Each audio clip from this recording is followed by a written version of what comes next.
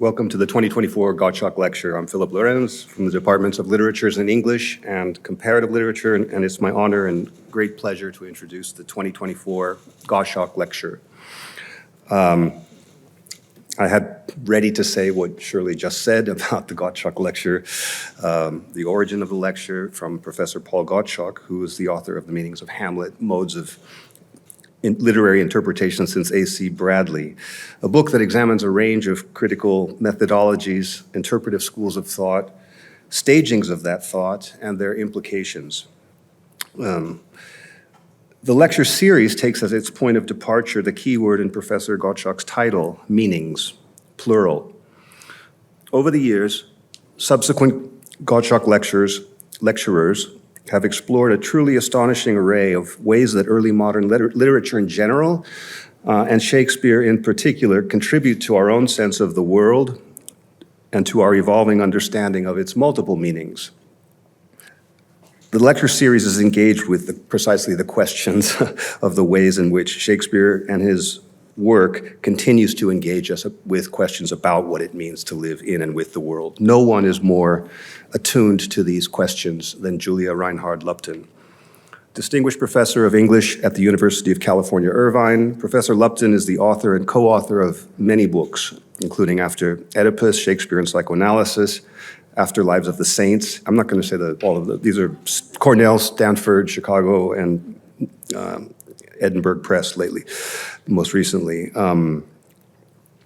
Hagiography, Typology, and Renaissance Literature, Citizenship Saints, Shakespeare and Political Theology, Thinking with Shakespeare, Essays on Politics and Life.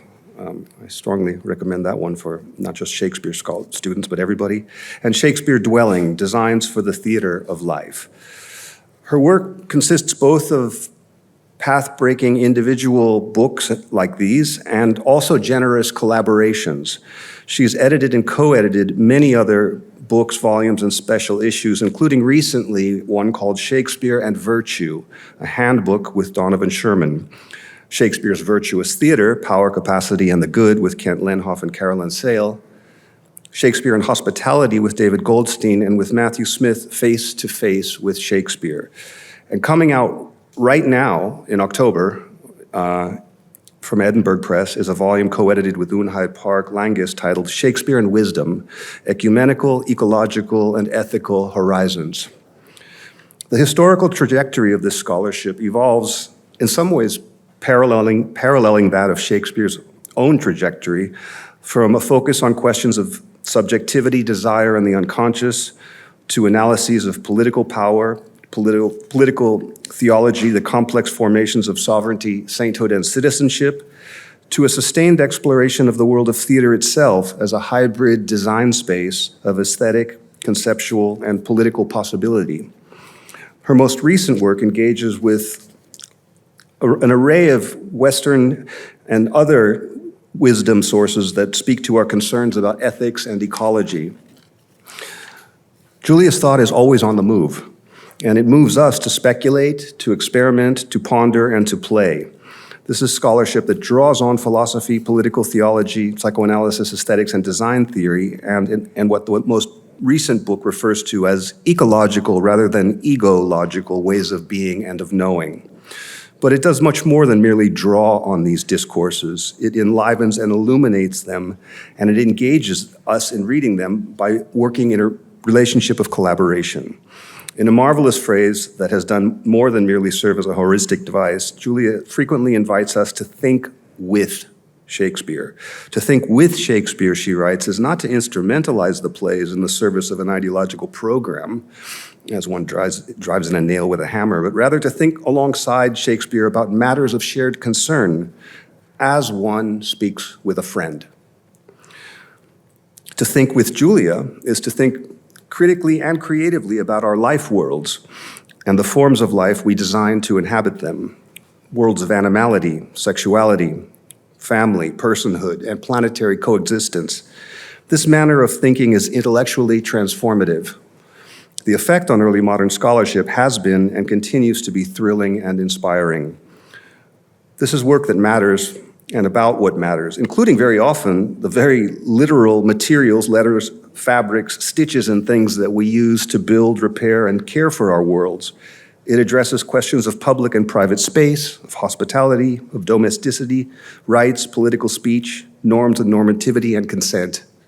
It reminds us of the seemingly infinite, I'm getting the language of what I think will be part of the talk in today, the seemingly infinite ways that literatures of many traditions provide us with sources that not only nourish, inspire, and surprise us, but that also challenge us to question what it means to live a life.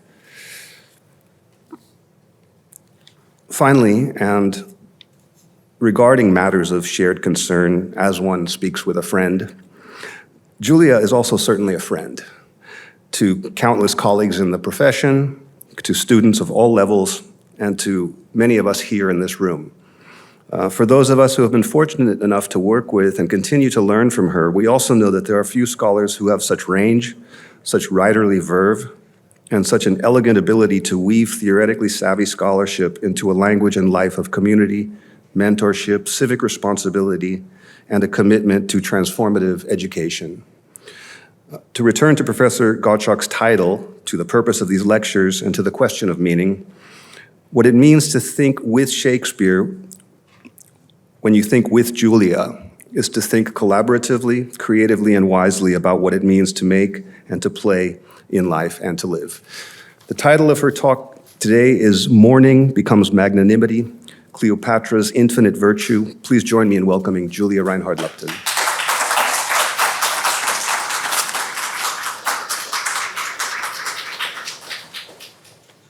Well, thank you, Phil. That was really very beautiful, and I will try to be worthy of your aspirations, which is what virtue is about. So thank you very much. And thank you to Jessica, to Shirley, to Ilyana, to Katie and the family of Paul Gottschalk, and everybody else who made today possible, and to you for showing up on a beautiful Thursday afternoon to do a little bit of reading and learning and thinking together. So the last at Cornell in 2013, so it's actually really interesting to be back and see some things the same and some things different, and thank you for having me back. What I'm sharing today is part of my book project on Shakespeare and virtue, but the segment is also borrowed from an essay that I wrote this summer for a volume on Walter Benjamin and the early modern. And so I'm kind of weaving these things together. So you're going to get a little bit of Benjamin and then a lot of Shakespeare. So in the origins of the German tragic drama, or Trauerspiel, Walter Benjamin compares the idea in the Platonic sense. He compares the idea that configures the dispersed phenomena of natural history to a mother surrounded by her children. He says, as the mother visibly begins to draw on her powers and live fully only when the circle of her children, all feeling her nearness, closes around her, so ideas come to life only where extremes gather around them. Ideas, in Goethe's parlance, ideals, are the Faustian mothers. Benjamin derives his mothers of allegory from Goethe's Faust, and Goethe's sources included the Temple of the Mothers in Plutarch, as well as the Chora in Plato's Timaeus. These mysterious mothers belong to the Alexandrian Platonism of the Trauerspiel book. Alexandria in Egypt, Hellenistic Egypt, was a breeding ground of Neoplatonism, and its practitioners included Jewish, Christian, and Greco-Egyptian philosophers and exegetes, often working in conversation with each other. And so in this talk, I'm going to trace the Alexandrian provenance of Benjamin's mothers, and then I'm going to read Shakespeare's Antony and Cleopatra as an Alexandrian Trauerspiel. In Antony and Cleopatra, Shakespeare's more classically Roman tragedies are flowing into the deep waters of his late romances, depositing mythopoetic material from Egyptian, Greek, Roman, Jewish, and Christian traditions into what will become the global wisdom pool of Shakespeare's final plays. I do this work through the ancient virtue of magnanimity, megalopsychia in Greek, as you see here, the greatness of soul attributed to heroes in epic poetry, and called the crown or cosmos of the virtues by Aristotle. In a recent book, The Weimar Origins of Rhetorical Inquiry, David L. Marshall has argued for the importance of magnanimity to Abby Warburg's Bilderatlas, or Picture Atlas, which was a monumental archive of gestures of passion, which Warburg collected through clippings and other primitive forms in the 1920s from ancient art, Baroque art, and contemporary media. This is a page from the Bilderatlas, a kind of early Pinterest, which compares nymphs, angels, and headhunters, bearers of comfort, danger, and desire. Beset by his own demons of melancholy, Warburg hoped that exposure to disturbing images of passion would build resilience and equanimity, providing a kind of cognitive behavioral therapy for troubled souls. In Shakespeare's Magnanimity from 1978, Wilbur Sanders and Howard Jacobsen identified Cleopatra as one of Shakespeare's most magnanimous heroes. And the case of Cleopatra invites, for me, a larger question, which is, what is Shakespeare's magnanimity anyway? How does Shakespeare himself exercise magnanimity towards his characters? And is there a magnanimity, an expanse of spirit, yielded by performing, watching, or reading Shakespeare's plays, which themselves compose a kind of Bilderatlas or image map of virtue, ethics, and action? So I'm going to begin with some reflections on Benjamin and then turn to Shakespeare. The epistemo-critical foreword to the origins of the German tragic drama establishes the primacy of Plato and Benjamin's own critical practice. But what Plato is this? The Plato that interests Benjamin is the Plato who separated truth from knowledge, and a theory of ideas which then solicited the esoteric forms of Neoplatonism, including the tractate and the emblem. This world of images in search of ideas belongs to the hermeneutic and philological environment of Alexandria. Plotinus, Philo, Clement, and Origen, architects of allegoresis, were all active in Alexandria and leave their mark in different ways in Benjamin's text. And behind them, or at least behind three of them, is the Septuagint. The Septuagint is the Greek translation of the Hebrew Bible, which was designed to serve the Jews of Alexandria, as well as other Greek-speaking Jews in the ancient world. In the Trauerspiel book, Benjamin's intercalation of Plato's cratylism with Adamic speech reflects the massive translation projects between Hebrew and Greek and between scripture and philosophy undertaken by the Jewish and Christian exegetes of Alexandria. Benjamin notes the Egyptian origins of Baroque picture writing, the emblems and hieroglyphs favored by Baroque thinkers. He says, history for them was considered as only a substantive moment of emblematics. Whereas medieval allegory is Christian didactic, the Baroque goes back in a mystical and natural historical sense to antiquity. But to what antiquity? The Egyptian antiquity, but soon also the Greek. Benjamin's temporalizing phrase, Egyptian antiquity, but soon also to the Greek, indicates the Baroque migration of motifs among overlapping geocultural domains. Egypt's interiority to Greece echoes St. Paul's address in the letter to the Romans to the Jew first and also to the Greek. Paul asserts both the priority of the Jews in salvation history and their relationship via Hellenistic philosophy to the Greek-speaking Gentiles of the region, and he reconciles them through figure and allegory. And in some other version of this talk, I'd love to explore the Pauline dimensions of the Trauerspiel book, but not now. Instead, Alexandrian science had emerged as a theme and problem in Abbé Warburg's inquiries into the dissemination of Arab astronomy in late medieval Europe, especially in the work of Abu Mashar. Abu Mashar transmitted Persian and Indian star systems alongside Greek star systems in his Guide to Astronomy, which reached Europe through Arabic and Hebrew translations. And here you see a page from his treatise in a Belgian manuscript from around 1403. And you see the Sphera Persica, the Sphera Indica, and the Sphera Greca. They're illustrating the second decan or division of Gemini, providing different, and these different spheras provided different mappings of the constellations.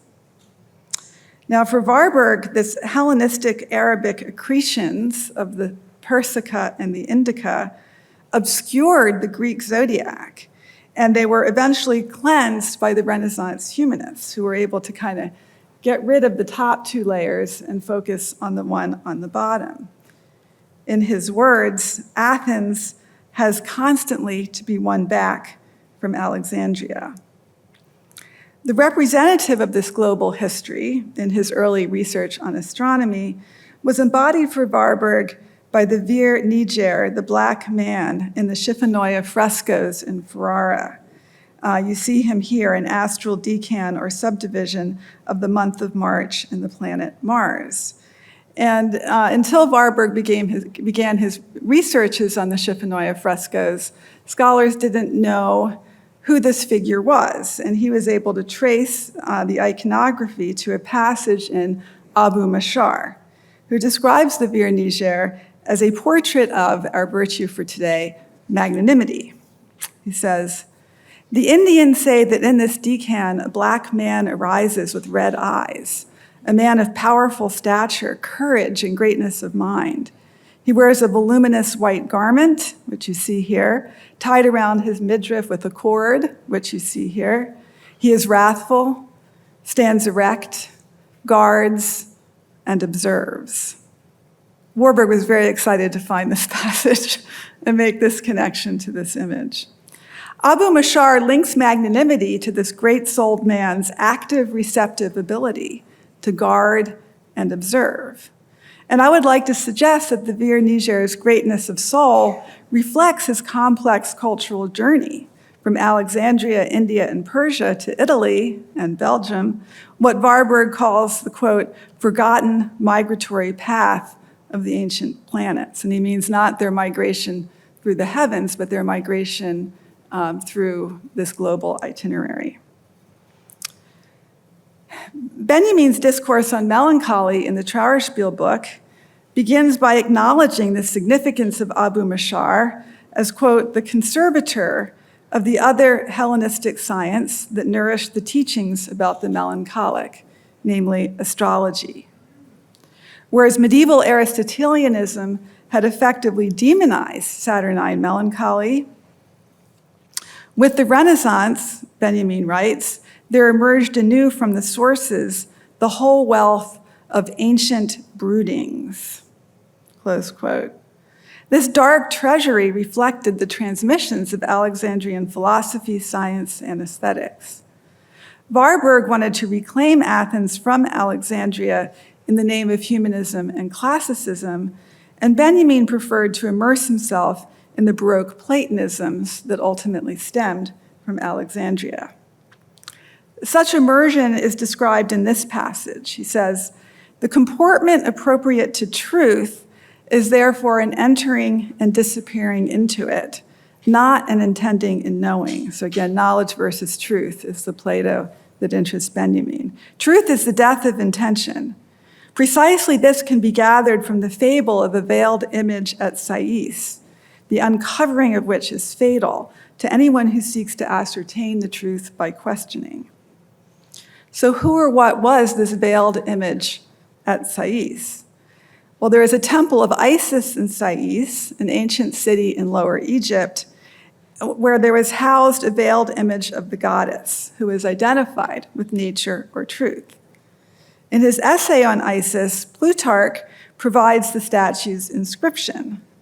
I am all that has been, and is and shall be, and my robe no mortal has yet uncovered. The free thinker and humanist Giordano Bruno read this dictum, which closely echoes the Hebrew tetragrammaton, as a fragment of what the humanists called the Prisca Theologica, the ancient theology, the ancient unity of pre-Christian wisdom, and therefore a call for religious tolerance. These Judeo-Platonic Arabic resonances gather in Benjamin's citation, where the veiled Isis of Sais is a hieroglyphic condensation of several wisdom traditions into which he bids us disappear. So we're now ready to return to Benjamin's depiction of the Platonic idea as a mother surrounded by her children. First, we're now in a position to see that this image reflects astral, mythographic, and hieroglyphic atmosphere of Alexandrian Platonism. As the mother visibly begins to draw on her powers, when the circle of her children closes around her, so ideas come to life only where extremes gather around them. Children is meant here in the astrological sense. In the Schifanoia frescoes and their medieval sources, the planets were represented with their children, human beings whose temperament is shaped by the month of their birth in classical astrology, astronomy. So on the right, you see the children of Venus, lovers, musicians, and ladies of fashion. On the left, Durer's Melancholia is a child of Saturn. Benjamin's mothers of allegory, pregnant with Mourning, belong to both Venus and Saturn. The astral referenced in the passage bleeds into a literary one. Ideas are the Faustian mothers. They remain dark so long as the phenomena do not flock around them.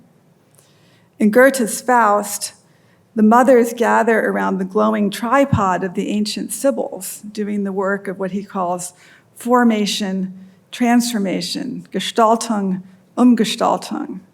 Plato's Cora in the Timaeus belongs to the same maternal imaginary, the connection made by Plutarch in his Isis essay.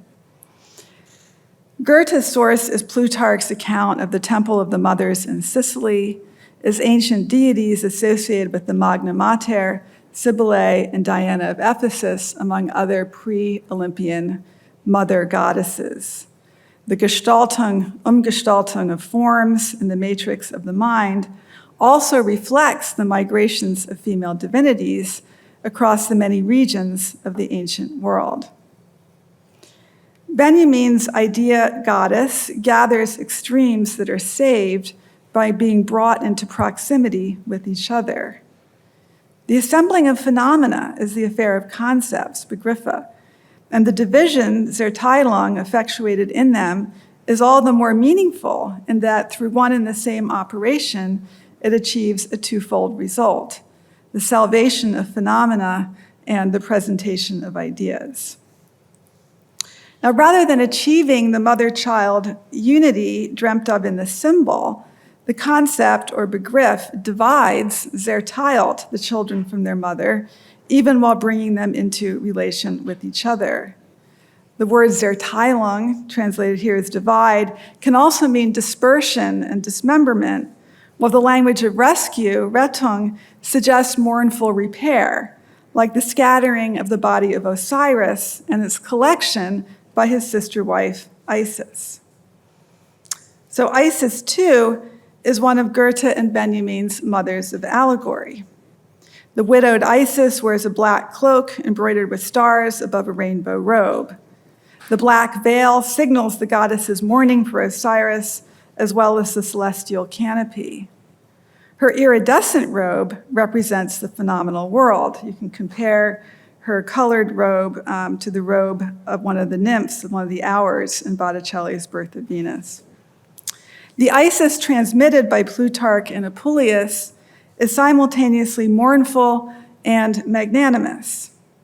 Isis in her widow's weeds seeks what is broken and scattered, while the robe that shines beneath her black veil collects the extremes of the phenomenal world, yielding dynamic configurations that seed the work of science, art, and allegory. So what about magnanimity? In a passage cited by Benjamin from a Baroque treatise, magnanimity characterizes the hero of Trauerspiel.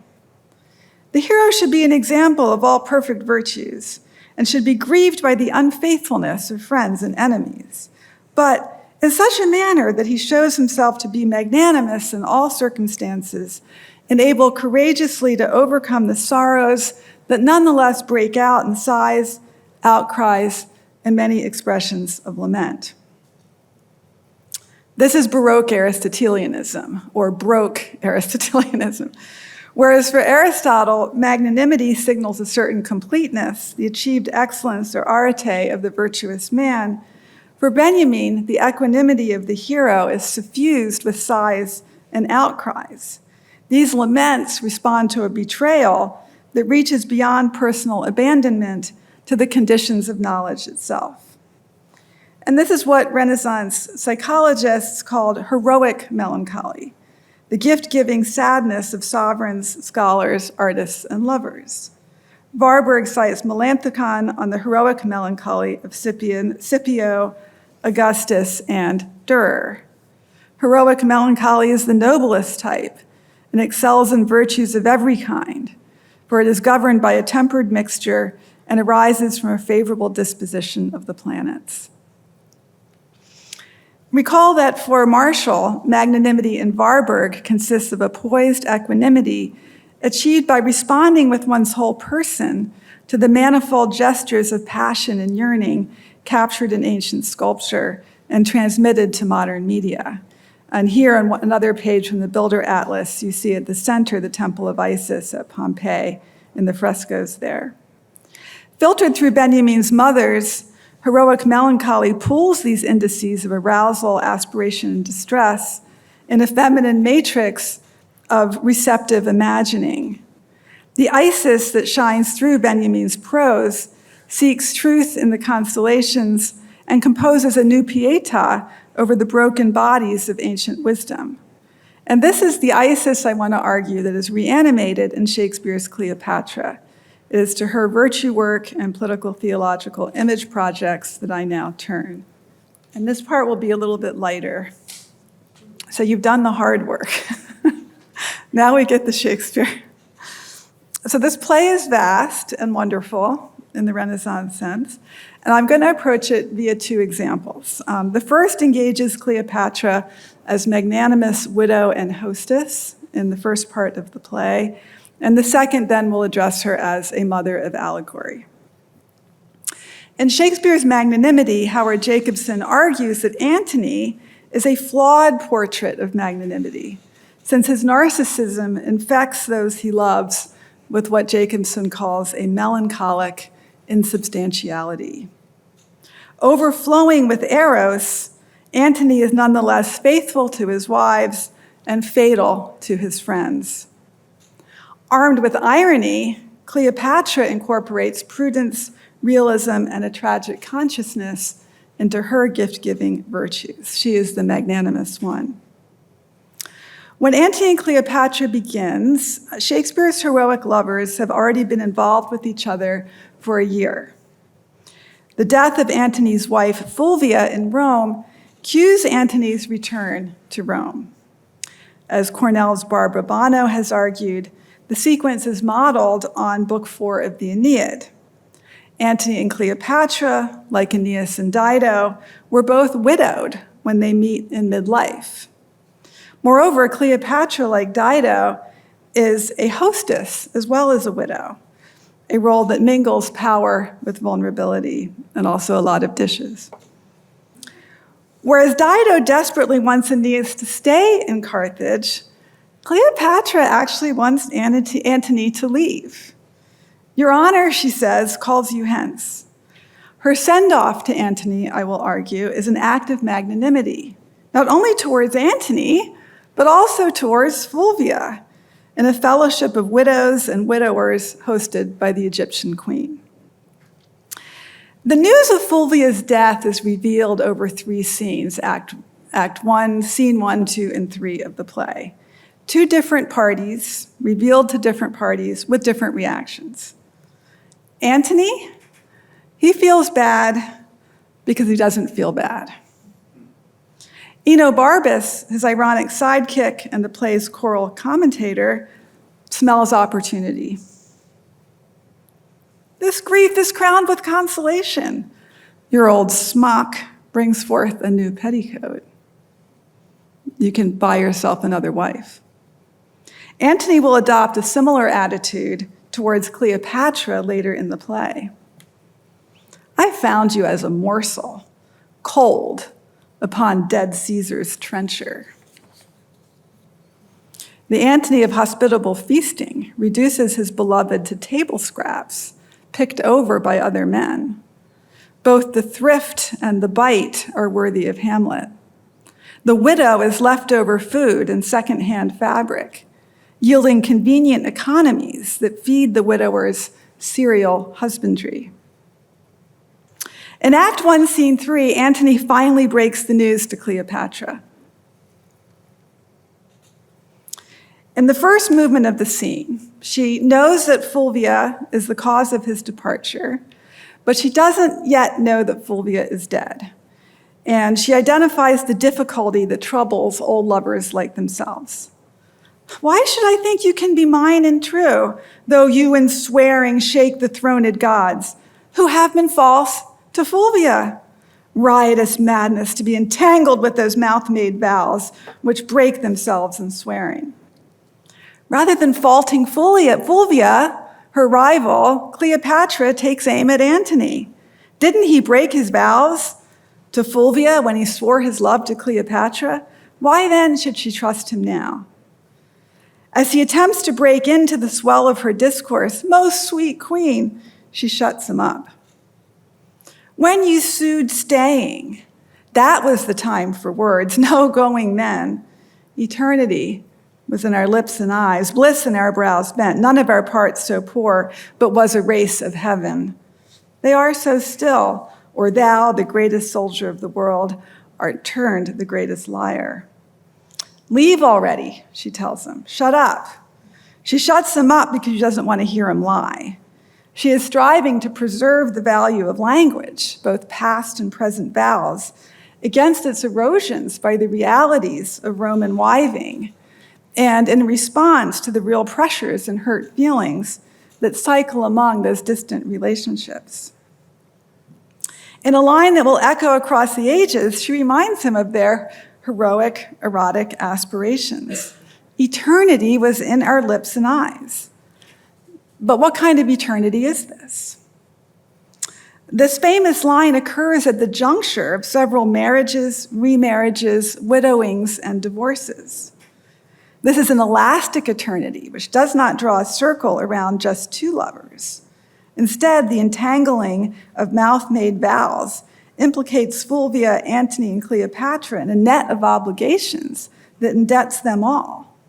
When she calls him the greatest soldier in the world, she is recalling the ideal of heroic magnanimity, which becomes for Cleopatra a space of compromise where truth, troth, and trust are striated by multiple fidelities that both test and temper them. And that's before she knows that Fulvia is dead. Now, when Antony finally reveals the truth of the matter, the news rouses her from her game playing, and shocked by his composure as he tells her that his wife is dead, she upbraids him for considering the death too lightly. I prithee, turn aside and weep for her, and then bid adieu to me, and say the tears belong to Egypt, to her. Good now, play one scene of excellent dissembling, and let it look like perfect honor. So Cleopatra is inviting Antony to express the grief that Fulvia deserves, while also bidding a proper, tearful goodbye to his Egyptian consort. The widower's tears, like the widow's funeral baked meats, can do double duty. Mourn for her, weep for me, and make it look like perfect honor. So what's perfect honor? Well, I think perfect honor is more than an obligatory show of grief for an unloved wife. Instead, it's an extension of respect for all three parties that aims to affirm the dignity of each within the historicity of serial relationships and the public entailments of political unions. Fulvia is dead, but so is Julius Caesar, whom they both loved. Cleopatra's theater game honors the privations that all of them have suffered. In offering him this moment to grieve, it is she who is magnanimous. Stanley Cavell suggests that Antony and Cleopatra, like the Winter's Tale, discloses the bonding of marriage as the willingness for remarriage. It is thus one of Cavell's comedies of remarriage. By remarriage, Cavell means the reunion of one couple after a period of estrangement. But remarriage also means anyone who takes a second, third, or fourth spouse, right? Anyone who remarries after being divorced or widowed, which applies to both of them. Redoubled in the same partners, remarriage requires a greatness of soul that extends not only to your current sexual partner, but to your previous lovers and to the partners of your friend. As widow and hostess, Cleopatra understands the power of leftovers and the purpose of petticoats. Broken promises are leftovers too. Hannah Arendt writes that promising sets up in the ocean of uncertainty islands of security without which not even continuity, let alone durability of any kind, would be possible. Promises matter, even broken ones, since they anchor relationships in time and space and recall lovers to former versions of themselves in a landscape livid with political danger and moral luck. Handled with respect, broken promises can still stick language to itself through and beyond irony. In Act 4, Cleopatra is widowed again. Her mourning for Antony begins with her care for his broken body. That noble ruin, Antony, having botched his suicide, is hauled up by Cleopatra's serving women into the monument abutting the Temple of Isis, where the women have barricaded themselves against the forces of Octavius. The awkward hoisting, a kind of reverse deposition of Christ, emphasizes the sheer poundage of Antony's body. He dies under her care, and she mourns his passing as a liquefaction, his vitality draining away before her eyes. "O see, my women, the crown of the earth doth melt." When she delivers her elegy for Antony in Act 5, she reconstructs his broken body as an allegory of magnanimity. His face was as the heavens, and therein stuck a sun and moon, which kept their course and lighted the little O of the earth. His legs bestrid the ocean.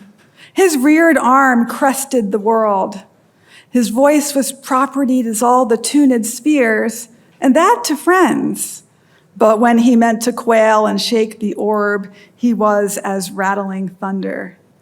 For his bounty, there was no winter in it, and Antony it was that grew the more by reaping. His delights were dolphin-like. They showed his back above the element they lived in. In his livery walked crowns and crownets. Realms and islands were as plates dropped from his pocket. Pretty good, pretty good stuff. At the heart of the speech are the classical attributes of the great-souled man, who is generous to friends and fearsome to enemies. In Aristotle's description, a man of such virtuous stature is, quote, necessarily open in both hate and love, for concealing these things is the mark of a fearful person. Such a man is marked by generosity and liberality since, quote, it belongs to the great-souled also to need nothing or scarcely anything, but to be eager to be of service, close quote. Antony's bounty, which has no winter in it, overflows into the fertile landscape of the Nile. Cleopatra projects this portrait of Antony onto the heavens themselves, drawing on Judeo-Sibylline prophecy, Alexandrian Platonism, Septuagint wisdom writings, New Testament apocalypticism, and astral skywriting to aggrandize her lover and memorialize their shared ambitions. For example, Antony's autumnal plenty suggests the wisdom deity of the Septuagint, quote, who maketh understanding abound as the Euphrates, who multiplieth it as the Jordan in the time of harvest. Cleopatra's dream vision nourishes a classicism where pillars, limbs, and dolphins surge in a hermaphroditic fantasy of self-renewing bounty and delight. Islands dropping from his pockets like plates of gold, astral Antony emblazons the skies with the couple's imperial dreams and grounds the queen's transcendental self-stagings in the realpolitik of her contest with Octavian. Antony's magnanimity melts into Cleopatra's. Her speech sounds the great elegiac topoi of Shakespeare's oeuvre, Venus cradling Adonis, Juliet stellifying Romeo, and of course, the immediate subtext, Antony mourning for the fallen colossus of Caesar in the prequel to this play, the pale prequel to this play.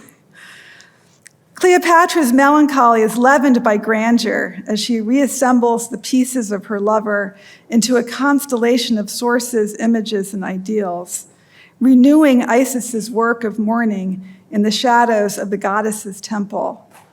Her care for Antony's dying body composes a new pieta built from a moiré of mothers in a pluriverse of grief. Her careful curation of images bodies forth magnanimity in Warburg's iconographic and kinesthetic sense. Greatness of soul is conditioned by the stereoscopic constellation of mythic motifs. Cleopatra's name for Antony's magnanimity is infinite virtue. Echoing the infinite variety associated with Cleopatra herself, infinite virtue taps a discourse that is Roman in its identification of virtue with virility, but more broadly Alexandrian in its conjuring of a riparian landscape of powers or capacities that pulse and ripple beyond persons, genders, languages, and cults to resound within the cosmos itself. This is the virtue with an E developed by Jessica Rosenberg as the innate force and distinctive operation of all things. Infinite virtue surges out of mourning towards magnanimity as the crown and ornament of sovereign excellence in an imperial realm. Cleopatra, Warburg, and Benjamin were courageous and disciplined inheritors of the serious techniques of reading cultivated in Alexandria. Cleopatra, Alexandrian curator and composer, Warburg, classical therapist of desire, and Benjamin, Baroque allegorist. But what about Shakespeare?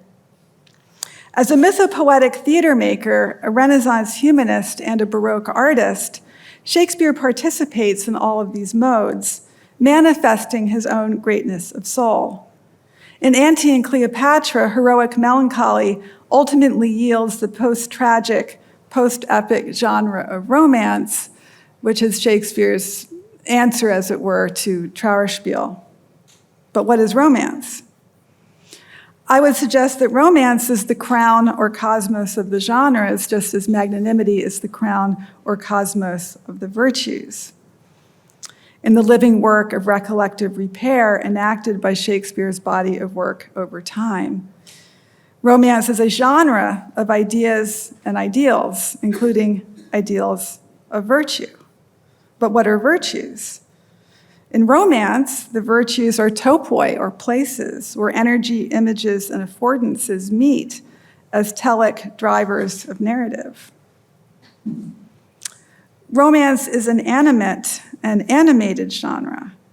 enlivened by the presence of anima or soul, which I understand in a kind of neo-post-Platonic way as the matrix of virtue traces left by myth and memory.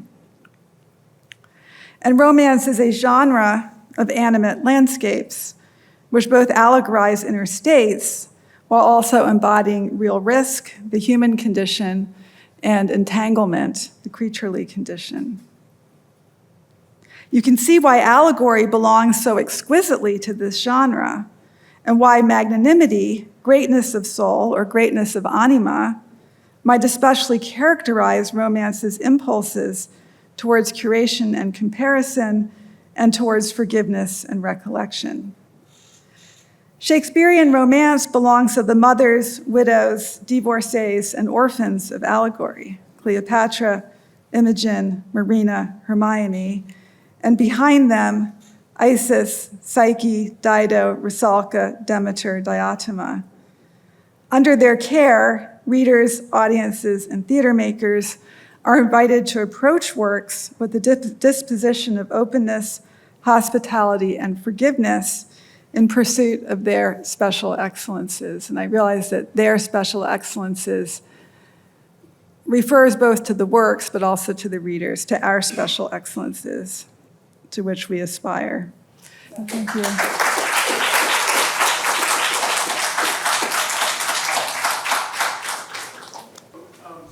Antony and Cleopatra is this consummate example of the way you're redefining romance. And I'm wondering, Yes. are there any other romances in Shakespeare that like you to approach that in the ways that you're doing? Oh, yes.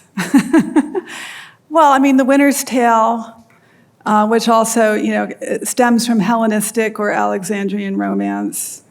It dramatizes the mysteries, the mystery of Demeter, the Eleusinian mysteries, which, drink from the same pool as the Isis mysteries, the Isis and Osiris mysteries. So, that play is the consummate romance. Antony and Cleopatra is the first of these in this sequence, but The Winter's Tale, with its Greek names and its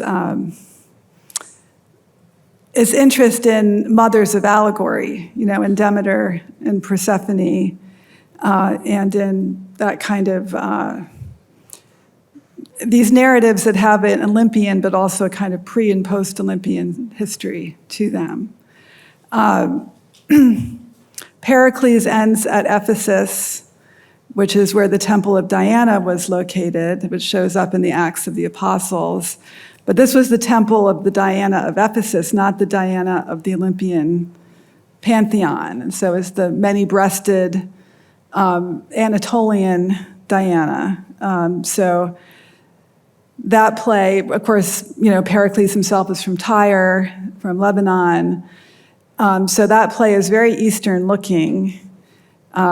Marina, the beautiful orphan of allegory in that play, she becomes an educator on the island of Lesbos, and Mytilene is the city, but Lesbos is the island. And of course, this was historically a place where women educated women, Sappho, of course, being the example there. So I think Marina is a really, really important figure, sort of in Shakespeare more than Shakespeare. Like all these figures are, traces of virtue that Shakespeare is reanimating and renewing, but from a mythopoetic pool that, he had the genius, I will use that word, it has a very interesting and complex history, the genius to drink from that pool, but he didn't invent that pool. And so these figures are really important. Hermione in The Winter's Tale, of course. Imogen is modeled on the story of Psyche, who is seeking Cupid, her husband. And the Psyche story was transmitted most prominently to the Renaissance in Apuleius's The Golden Ass. And that was a text that was written in North Africa by a North African. And it ends with the first 10 books of it are a picaresque novel, sort of anticipating Cervantes and Voltaire. The last book of it is called the Isis book, and has an epiphany or theophany of Isis, who appears to the ass and tells him how he can turn back into a man. And so this, along with Plutarch's essay on Isis and Osiris, was the main source of Isis imagery in the Renaissance, and it's the source for A Midsummer Night's Dream, as well as for possibly elements of Antony and Cleopatra. So Apuleius is an important figure that I couldn't get into in this version of the paper, but I have some other version of this that really looks at Hippolyta, Titania, and Cleopatra, Isis as Apuleian figures who are kind of being mediated through this North African setting and source. And Apuleius, of course, was a Platonist as well. So he was identified by Augustus as African and Platonic, as Augustine himself was. And so there's a wonderful article about Apuleius as an Afro-Platonist. And so I'm interested in thinking about Afro-Platonism instead of Afro-pessimism, Afro-Platonism.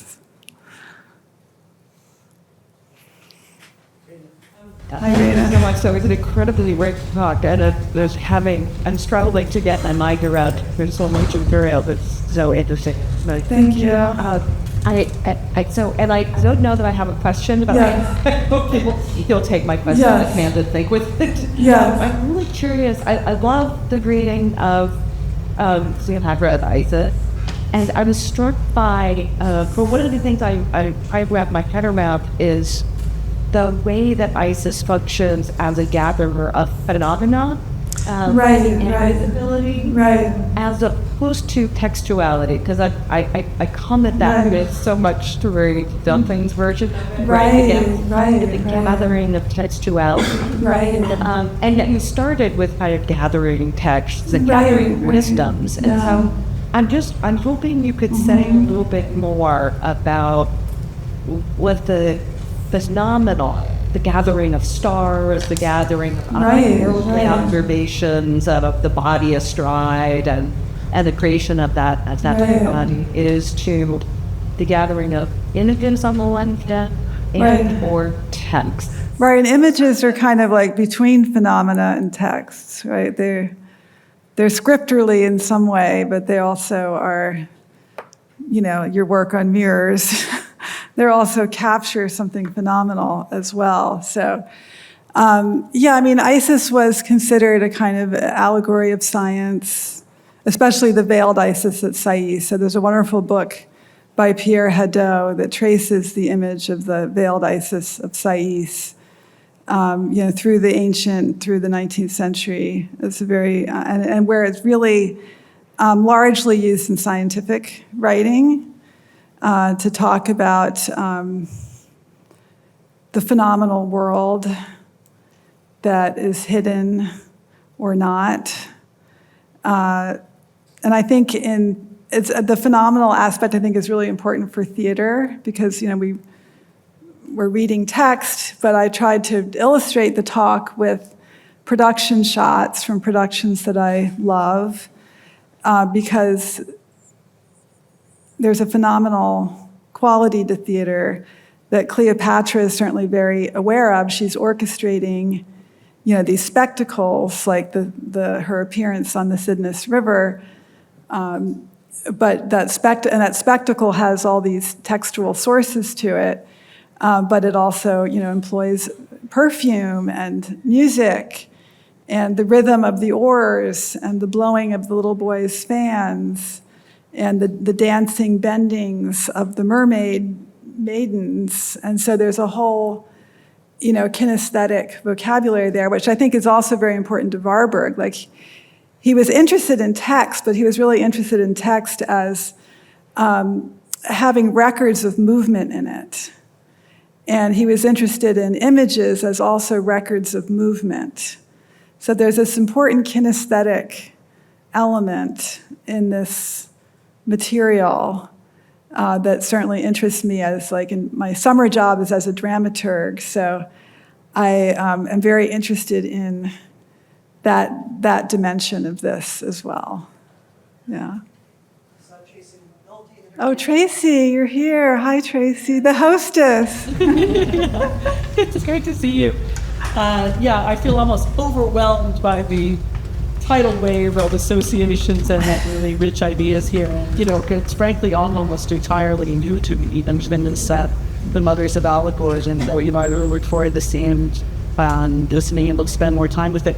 I just, there's like several things occurred to me. Yeah. So it's not like a real question, but more like, what do you think about this? But as you were talking about the different figures of the woman and the different sort of allegorical transformations and so on, I was thinking of both Jacobsen and Freud.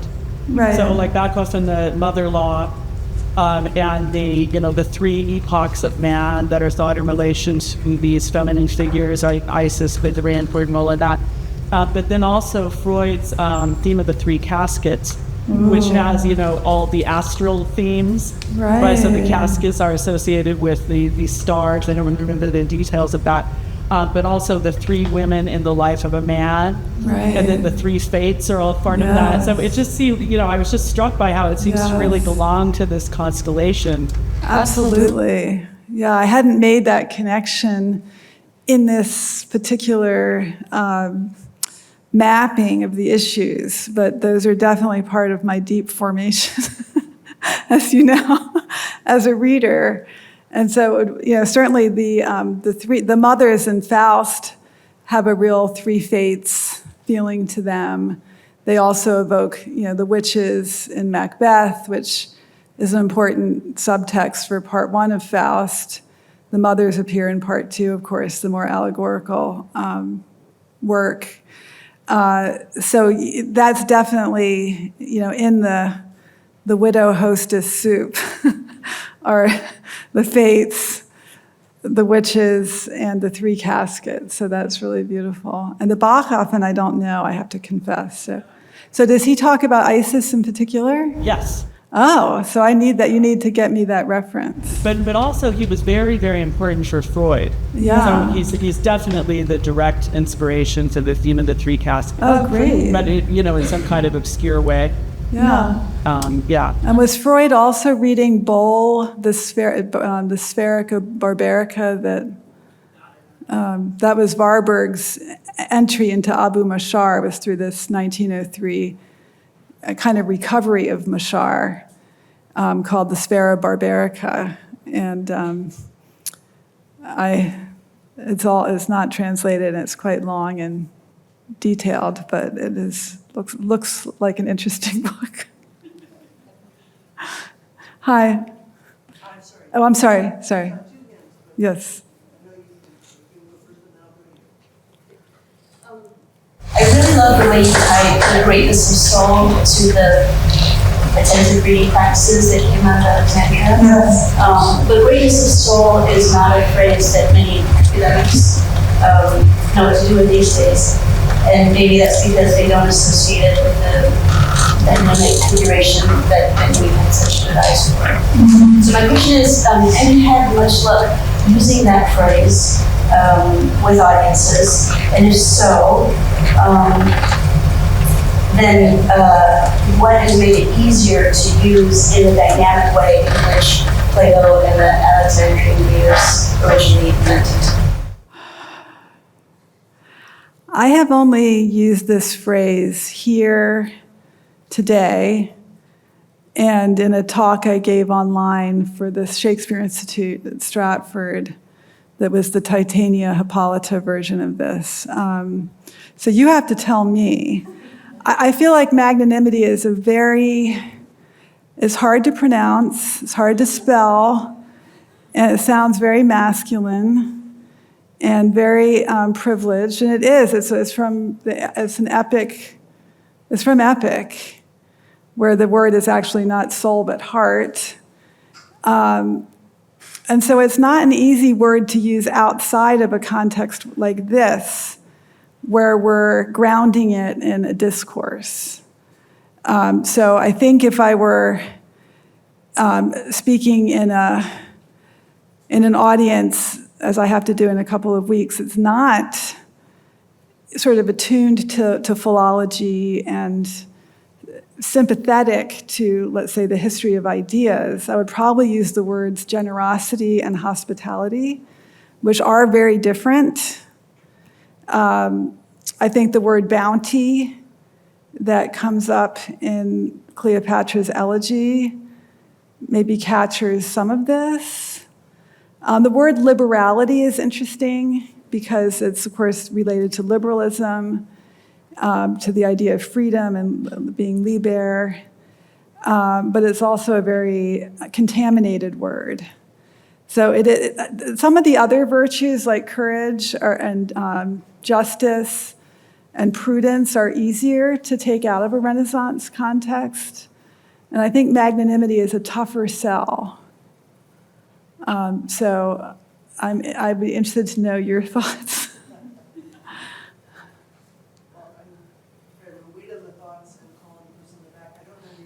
I'm Sophia. Hi, Sophia. Your name is perfect for this context. I was wondering, you talked about how Cleopatra, when she reconstructs Antony's body, it's an allegory for magnanimity. Yes. And I was just wondering, you also talked about how Aristotle says that magnanimity is like a completeness almost of the soul. Right. But from my understanding in virtue ethics, he thinks that happiness is the end to which we do all things for the sake for. But it feels like when she's reconstructing his body, it's not happiness that she's like seeking, or I'm just not really sure the connection between like the virtue ethics and that, and how that could be the allegory for the greatness of the soul when she's in mourning. Right, well that's, and the talk is called Mourning Becomes Magnanimity, so I'm interested in mourning, melancholia, and magnanimity and how those three connect to each other. And so for the ancients, Aristotle, for example, in the posterior analytics, he gives two different lineages for magnanimity. And the first is the epic, and he cites Achilles and Ajax and Alcibiades. And they are tough guys. And then he says there's another lineage, which is a guy named Lysander who forgave his enemies, and Socrates. And what distinguished those two was that they were indifferent towards fortune. So whether they had good or bad fortune, it's really like fortitude. They rose above it. And that's like, so that's where magnanimity could lead to the pursuit of happiness. Like if you are okay losing all your money, you might be happy dying penniless, right? But if you're not okay losing all your money, then you're going to be really not very happy. So that would be one answer to your question. But Aristotle in the Nicomachean Ethics also says that the great-souled are especially, he doesn't use the word moral luck, but this is what Bernard Williams would use the word moral luck in this context, that the great-souled are especially prone to moral luck because only the heroes, only the great warriors can really be magnanimous. Aristotle didn't really see magnanimity as something that could be practiced by anyone. And so, is it part of the good life or not? And so philosophers struggle with that. Like, does he really like magnanimity, or is he actually qualifying it? And the chapter on magnanimity, I had a long section on that I had to cut, of course, but the chapter on magnanimity really reads more like a character sketch, like from Theophrastus, who was Aristotle's student, than it does like a philosophical analysis. And it's like not a nice guy. He's haughty. He is, self-sufficient to a fault. He doesn't like to receive gifts because they make him feel bad. He is just not a nice guy. And did Aristotle think he was a nice guy? You know, the commentators are uncertain about that. So you've asked a great question. Thank you. Hi, Neil. How are you? There's so much there. I just want to sort of ask a question that intersects with something that you said and that I've been thinking about also. And it's reframing some of the issues that I've been thinking about. Yeah. And it sort of follows a little bit of what your responses to the last couple of questions. Yeah. And that has to do with the way that magnanimity is really a male virtue in antiquity. And it's associated with the heroic figures of epic, as you just cited again in Aristotle. And yet you're also saying that romance now is the genre of magnanimity, and it centers on the melancholia of a woman. So, you know, women were not seen as potentially magnanimous, precisely because it is a male virtue. And one of the things that I've been thinking about it, and I don't know if this is something that you've given any thought to, is the way that Euripides, for instance, constructs Medea as a version, I think, of the magnanimous heroic figure.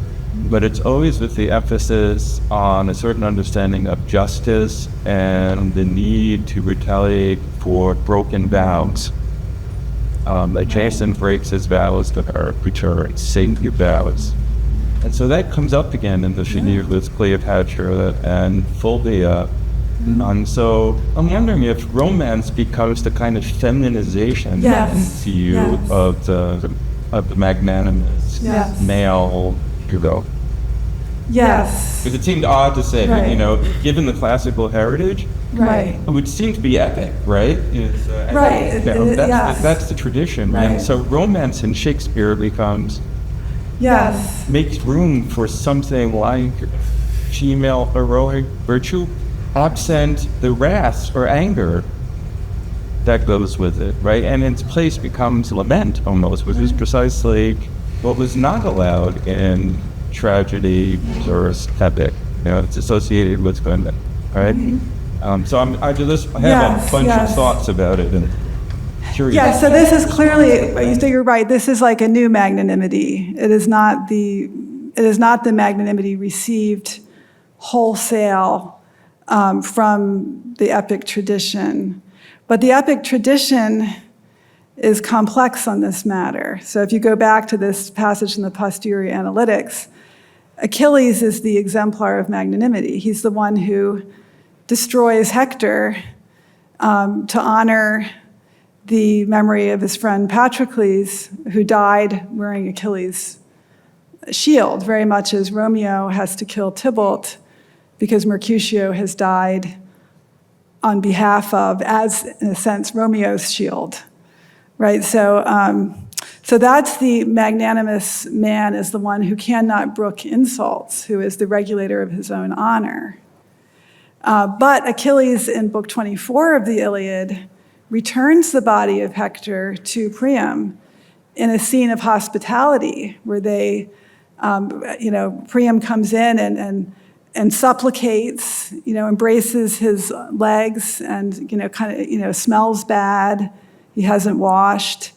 And Achilles lifts him up and has him sit, gets a chair for him, and they have this exchange. Now, Priam has to pay. He brings all these objects as a ransom. But Achilles has actually been wrapping the body of Hector in a beautiful cloak so that when he drags it around the tomb of Patroclus every day, the body has actually been protected from being damaged. So I think in that image of Achilles as the archetype of magnanimity, you have the feminine and the masculine. You have the I don't want to say vengeful, but let's say the just, and you have the forgiving. The retaliatory, and you have the forgiving. and that forgiving piece is what gets pulled out in romance and does get feminized to a certain extent. Exactly, and I thought maybe that's what was happening also in the Benjamin verse. Yes, I think it is. I mean, I think Trauerspiel helps do that. And I did find one Renaissance moralist who says, yes, women can be magnanimous, and he names Hippolyta, Penthesilea, and Cleopatra. So I was like, woo-hoo. We have time for a couple more questions. I saw Ann back there. Sorry for this before. Please say your name. Yes, my name is Ishan. Thank you for your talk. Hi, Ishan. So my question kind of has to do with magnanimity too, in the vein that we've been speaking about. So from what I gathered, you linked magnanimity to greatness of soul. You linked greatness of soul to a disappearing into truth. And from reading your introduction to Thinking with Shakespeare, I noticed that you have a deep investment in the phenomenology of language. You meditated on the prick and the stigma of Shylock. Right. So I was wondering if you had any sort of any examples in mind when you think of this phenomenon disappearing into truth, what that might be like, or where you might have read of it. That's a great question. And I think it's a very enigmatic passage. But I think it has something to do with remaining in allegory as a kind of vibration of image and idea, and not removing the image in order to unveil the idea, right? So you get into that vibrant space, but you allow yourself to stay there rather than reifying it. And I think that's what Goethe means by Gestaltung, Umgestaltung, right? That this is a formation, transformation, and this relates to the Cora and to the Timaeus and to, the imagination and genius in various kinds of Renaissance psychologies, that you are in the, and I think that's what the Bilderatlas is kind of trying to, by doing that kind of Pinterest board. Warburg is trying not to do a chronology. He's grouping images thematically and trying to get them to vibrate, trying to get them to move. Like, he didn't have moving images. He's just cutting things out of newspapers and from archives and stuff. But he's trying to create this kind of vibrant relationship between images that is then supposed to produce some kind of therapeutic effect. Now, I don't really understand how it's therapeutic, but it's an interesting claim. And I do think that exposing ourselves to the history of images and their diversity and variety, and in their process of transformation, can be therapeutic, because it makes our worlds bigger, it makes our imaginations more elastic, it makes us more recollective. So I think there is a therapy of desire. That phrase I'm borrowing from Martha Nussbaum, but I think there is a therapy of desire that is at stake in the increasingly therapeutic model of theater that Shakespeare develops in those late romances, where he really is, he's not just entertaining, and it's not also catharsis quite anymore either in the Aristotelian sense. There's some other kind of therapeutics in his wonderful play Pericles. He talks about the play as a restorative, which refers really to a kind of aqua vita, a distilled medicinal alcoholic beverage. So he wants it to make you high, and in the process to make you stronger in the long run. It's a restorative. It's supposed to build resilience, but only if you stay in that vibrant mode, or if you expose yourself to that vibrant mode, which is phenomena. It comes back to the phenomena question. Yeah. Question from Jessica. Jessica. Send us on to the but My question is much messier than Ishan's actually. Not surprisingly, that was a very good question. But I'm trying to think about a few aspects of magnanimity together. One that struck me is how many of the things that you're talking about as magnanimous are, well, not people, but the sort of the image archive, the Bilderatlas, nature itself, the beds of the Nile, all these sort of places where magnanimity lives, and how often, like in Cleopatra's the last speech, or at least the one I'm hearing does, that it's kind of the bounty of the Nile that allows us to understand that. So there's a kind of routing it through formal magnanimity on the one hand, and through ecological magnanimity on the other. And I'm thinking about that probably because I've just been reading Pliny, so I would maybe add him to one of the circles. But I'm wondering how the sort of magnanimity of his natural history might speak to any natural history. I'd love to, yeah. Does Pliny talk about magnanimity? I don't know if he uses the word, but he thinks about it. I mean, a lot of the language of nature and the language of sort of surplus feels very Pliny. Well, that comes back to the question about greatness of soul and whether we can talk about it. So that's why in that sort of second to last slide, I brought in the anima. Right. So if we think about magnanimity as greatness of soul, magna anima, and then we think about anima as something that in Aristotle belongs to all creatures and not just to human creatures, then the landscapes of romance become places where magnanimity can be traced. And that relates, I think, to Neil's question, like, are we still in magnanimity, lady? Or have we left Kansas? But I had one paragraph that I cut about magnanimation. That there's a animation of the landscape. And if you think about magna mater, what is the greatness? Like for